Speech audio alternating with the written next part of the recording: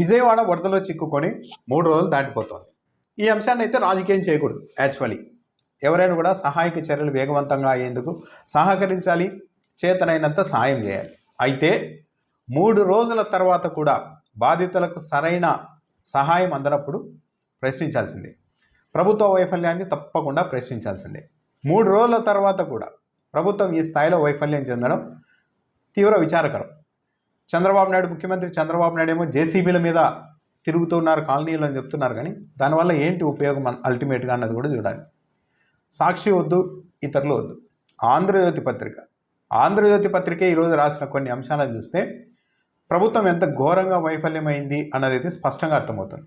అంతకంటే ముందు ప్రభుత్వ పెద్దలు అప్పుడే కొన్ని కుట్ర సిద్ధాంతాన్ని ముందే సిద్ధం చేస్తున్నారా అన్న అభిప్రాయం కూడా కలుగుతుంది.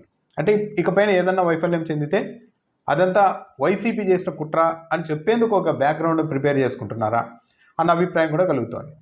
విపత్తుల్లో కుట్రలు చేస్తూ ఉన్నారు అంటూ నిన్న ముఖ్యమంత్రి మాట్లాడేశారు. అంటే ఎక్కడన్నా ఒక చెరువుకు గండిపడినా, ఒక కాలువకు గండిపడినా ఇవన్నీ కూడా వైసీపీ వాళ్ళే చేశారు అనేందుకైతే సిద్ధమవుతున్నట్టుగా ఉన్నారు. ప్రకాశం బ్యారేజ్ వద్ద ఒక పడవలు కొన్ని వచ్చి గేటును ఢీకొడితే దానిపైన కూడా విచారణ చేస్తాం, వైసీపీ కుట్ర ఉండొచ్చు అంటూ కూడా మాట్లాడుతూ ఉన్నారు. అంటే ఏం జరిగినా కూడా నెక్స్ట్ మాదిగా సంబంధం వైసీపీ కుట్ర చేసింది అంటూ అటువైపు తోసేయడానికి, అంటే తమ మీద తమకు నమ్మకం తగ్గి అవతల వాళ్ళ మీదకి నిందలేసేందుకు సిద్ధమవుతున్నారా అన్న అభిప్రాయం కలుగుతుంది. మొదటి రోజు అసలు బ్రహ్మాండంగా సహాయక చర్యలు సాగుతూ ఉన్నాయి. కానీ ఎక్కడైతే జగన్మోహన్ రెడ్డికి అనుకూలమని పేరున్న అధికారులు, ప్రస్తుతం వీఆర్లో ఉన్న అధికారులను ఏ ప్రాంతంలో అయితే నియమించామో అక్కడ మాత్రమే వైఫల్యం ఉంది అంటూ ముఖ్యమంత్రితో సహా మంత్రులు అందరూ మాట్లాడారు. కొందరు అధికారుల పేర్లను డైరెక్ట్గా పత్రికల్లో, టీవీల్లో చెప్పి మరి వీళ్ళున్న చోటే మొత్తం వైఫల్యం ఉంది అంటూ మాట్లాడేశారు.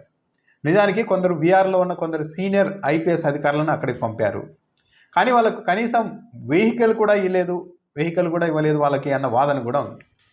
దాంతోపాటు తొలి రోజు అయితే సమర్థవంతంగా వీఆర్లో ఉన్న ఆఫీసర్ల మీద నెపం తోసేయగలిగారు. అయితే ఇక్కడ గమనించాల్సింది ఏంటంటే, ఒకవేళ ఇలాంటి సిచ్యువేషన్లో, ఇలాంటి విపత్తులో ఎక్కడ ఏ అధికారిని నియమించాలి అన్న ఇంటెలిజెన్స్ కూడా, అంచనా కూడా, ఆలోచన కూడా ప్రభుత్వ పెద్దలకు లేదా అన్న అభిప్రాయం కూడా సామాన్యుల నుంచి వస్తుంది. వీఆర్లో ఉన్నారు, సాధారణంగా వీఆర్లో పెట్టలే, ప్రతిరోజు సీనియర్ ఐపీఎస్ని 10 గంటలకు వచ్చి సాయంత్రం వరకు మీరు అక్కడే ఆఫీస్లో ఉండి ప్రొద్దున సంతకం, సాయంత్రం సంతకం చేసి ఛాంబర్లో రెడీగా ఉండాలి అంటూ ఆదేశాలు ఇచ్చారు. అంటే ఒక విధంగా వాళ్ళని హ్యూమిలేట్ చేయడం, అవమానించడమే పనిగా చేస్తూ వచ్చారు. అలా అవమానిస్తూ వాళ్ళని వేధిస్తూ ఉన్న అధికారులను ఇలాంటి విపత్తు సమయంలో అలాంటి కీలకమైన ప్రాంతాల్లో పెడితే వీళ్ళు ఉత్సాహంగా పనిచేయగలుగుతారా? వీళ్ళకి ఆ కమిట్మెంట్ వస్తుందా? ఇబ్బందులు వస్తాయి కదా అన్న ఆలోచన ఎందుకు ప్రభుత్వ పెద్దలు చేయలేకపోయారు? నిజంగా అక్కడ ప్రజలకు న్యాయం జరగాలంటే ఎవరిని పెట్టాలి? కొత్తగా తెచ్చుకున్నారు కదా చాలామంది ఐపీఎస్ని, ఐఏఎస్ని, మీరంతా వెళ్ళి పని చేయండి, బాగా ఉత్సాహంగా మన ప్రభుత్వానికి మంచి పేరు రావాలి అంటే అలాంటి వాళ్ళని పంపాలి. కానీ అవమానించబడుతూ వేధింపులకు గురవుతున్న వాళ్ళని తీసుకెళ్ళి అక్కడ పెట్టడం కూడా ఎంతవరకు కరెక్ట్ అన్నది చూడాలి. నిజంగానే ఆ వీఆర్లో ఉన్న అధికారులు ఫెయిల్ అయ్యారా లేదా అన్న తర్వాత అలాంటి వాళ్ళని అక్కడికి పంపడం వల్ల పెద్దగా అవుట్పుట్ ఎలా ఉంటుంది అన్నది ఎందుకు అంచనా వేయలేకపోయారు ఇంత సీనియర్ అధికారులు, రాజకీయ నాయకులు ఉండి కూడా? సరే, తొలి రోజు అయితే ఈ అధికారుల మీద, వీఆర్లో ఉన్న కొందరు అధికారుల మీద నెపం నెట్టేసి గడిపేయగలిగారు. ఈరోజు 3 రోజులు దాటిపోయింది. ఆంధ్రజ్యోతి పత్రికలను రాశారు. ఎంత దారుణంగా వైఫల్యం చెందారో చూస్తే తెలుస్తుంది.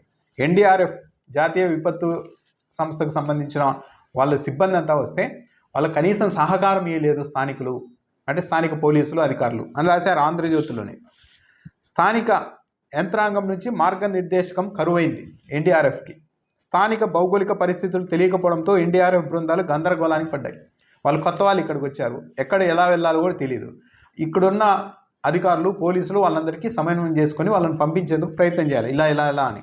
కానీ ఎక్కడా జరగలే. అయినప్పటికీ చూస్తూ ఊరుకోలేక తామే స్వయంగా వరదలోకి బోట్లలో వెళ్ళి వీలైనంత సాయం చేస్తున్నారు ఎన్డీఆర్ఎఫ్. ఇక వీళ్ళని నమ్ముకుంటే, ఈ ప్రభుత్వంలోని ఇక్కడ సిబ్బందిని, యంత్రాంగాన్ని నమ్ముకుంటే పని జరగదని వాళ్ళే సొంతంగా వెళ్ళి పనిచేస్తూ ఉన్నారని ఆంధ్రజ్యోతి రాసింది. ఇంతకంటే దారుణం ఏమైనా ఉంటుందా? వీఆర్లో ఉన్న అధికారులను నిందేశారు, ఆంధ్రజ్యోతిలో రాశారు కలెక్టర్ ఎక్కడ ఉన్నారు అని. కీలకమైన సమయంలో ఎన్టీఆర్ జిల్లా యంత్రాంగం పనితీరు మొక్కుబడిగా మారిపోయిందన్న విమర్శలు వినిపిస్తున్నాయి. కలెక్టరేట్కు ఫోన్లు చేసినా స్పందించడం లేదు. కంట్రోల్ రూమ్ శుద్ధ దండగా అని బాధితులు మండిపడుతున్నారు. కంట్రోల్ రూమ్ పెట్టాము అది ఇది అంటుంటారు కదా, ఏమి లేదు. ముఖ్యమంత్రి వస్తే తప్ప ఎన్టీఆర్ జిల్లా కలెక్టర్ సృజన సహాయక చర్యలను పర్యవేక్షించడానికి క్షేత్రస్థాయికి రావడం లేదని చెబుతున్నారు. అంటే ముఖ్యమంత్రి వస్తున్నారని తెలిస్తే తప్పించి కలెక్టర్ బయటకు కూడా రావడం లేదని రాసేశారు. అధికార యంత్రాంగం కంటే టీడీపీ, జనసేన, సిపిఎం కార్యకర్తలు, స్వచ్ఛంద సంస్థల ప్రతినిధులే బాగా పనిచేస్తున్నారన్న అభిప్రాయం అని ఉంది అని రాసేశారు.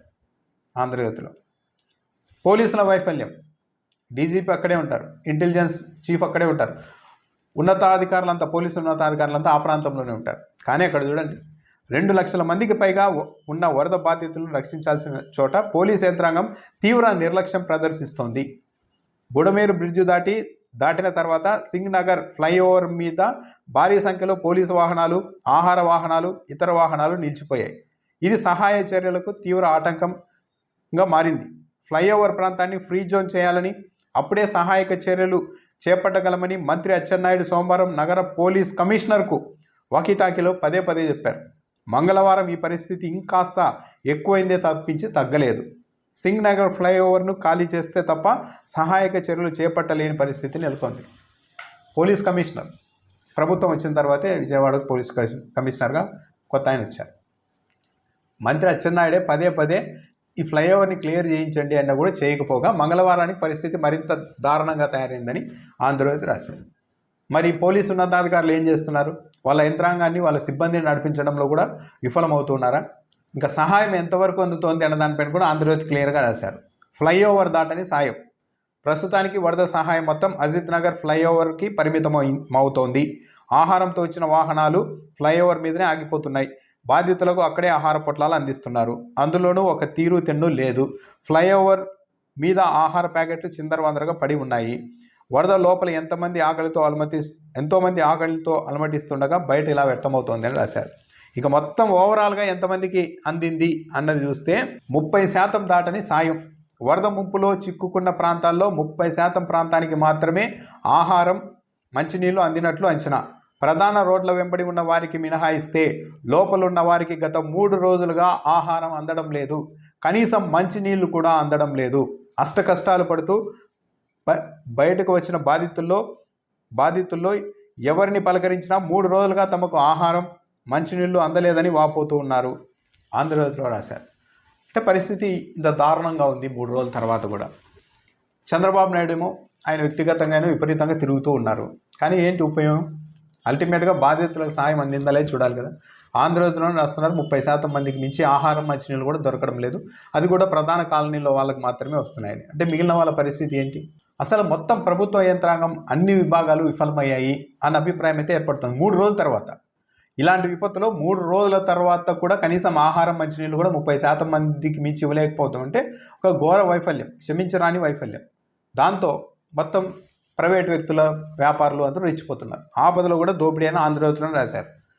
ధరలన్నీ ఆకాశాన్ని అంటాయి. పాల ప్యాకెట్ 100 రూపాయలు, కోడిగుడ్డు 10 రూపాయలు, కిలో బియ్యం 100 రూపాయలు, కూరగాయలు డబల్, సెల్ ఫోన్ ఛార్జింగ్కు గంటకు 50 రూపాయలు వసూళ్ళు. ఇలా చివరకు చిక్కుకున్న వాళ్ళని బయటికి తీసుకురావాలన్నా కూడా ప్రైవేట్ వ్యక్తులు పడవలకి 2,000 నుంచి 10,000 రూపాయలు వసూలు చేస్తూ ఉన్నారు. పడవల్ని తెచ్చారు. ఎన్డీఆర్ఎఫ్ వాళ్ళు వచ్చాయి, ఇతర రాష్ట్రాల నుండి, ఇతర పక్క నుంచి పడవల్ని తెస్తే వాటిని కూడా కనీసం వాటిని దించి వాడేవాళ్ళు కూడా అక్కడ లేరు అని ఆంధ్రజ్యోతి పత్రికలోనే రాస్తూ ఉన్నారంటే ఇక ఏం ఉపయోగం? ఇంతమంది మంత్రులు, ముఖ్యమంత్రి, సీనియారిటీ, డీజీపీలు, సిఎస్లు, ఐఏఎస్లు, ఐపీఎస్లు అందరూ అక్కడ ఉండి ఫస్ట్ రోజేమో కేవలం కొందరు బీఆర్లో ఉన్న అధికారుల మీద తోసేసి మొత్తం తప్పించుకోవాలనుకున్నారు. కానీ 3వ రోజు తర్వాత కూడా ఇంత వరెస్ట్గా సిచ్యువేషన్ ఉన్నప్పుడు దీన్ని ఇంకా వైఫల్యం అనక మరేమనాలి? రాజకీయం చేయడం కాదు ఇది, వైఫల్యం. రాజకీయాల గురించి మాట్లాడాల్సిన అవసరం లేదు. కానీ ప్రశ్నించడమే రాజకీయం అని అందరూ కామ్గా ఉంటే బాధ్యతలకు మరింత నష్టం జరుగుతుంది. సో ఇప్పటికైనా ప్రభుత్వంలోనే యంత్రాంగం యాక్చువల్లీ ఇలాంటి విపత్తులు వచ్చినప్పుడు అక్కడ ఉన్న స్థానిక అధికారులందరికీ ఊరికే అధికారులు, సిబ్బందికి పనిని అప్పగించేస్తే వాళ్ళు చేస్తున్నారా లేదనేది పెద్ద సమస్య. ఇలాంటి పరిస్థితుల్లో చేయాలి అన్న మానవత్వం, మన వాళ్ళని రక్షించుకోవాలి అన్న కమిట్మెంట్, ఉత్సాహం ఉన్న అధికారులను, పోలీస్ శాఖలో కూడా అలాంటి వ్యక్తుల్ని అందరినీ క్రోడీకరించి రంగంలోనికి దింపాల్సిన అవసరం ఉందా అన్నది కూడా ప్రభుత్వం ఆలోచించుకోవాలి. అలా కాకుండా ఈ ప్రాంతంలో విపత్తు వచ్చింది కాబట్టి ఈ ప్రాంతంలోని అధికారులు, సిబ్బంది మీరే చూసుకోవాలి అనుకుంటే వాళ్ళు పనిచేసే వాళ్ళు ఎంతమంది, చేయని వాళ్ళు ఎంతమంది? అల్టిమేట్గా బాధితులు భారీగా నష్టపోతున్నారు దారుణంగా. కాబట్టి వైఫల్యం అయితే స్పష్టంగా కనిపిస్తోంది. రాజకీయం చేయాల్సిన అవసరం లేదు.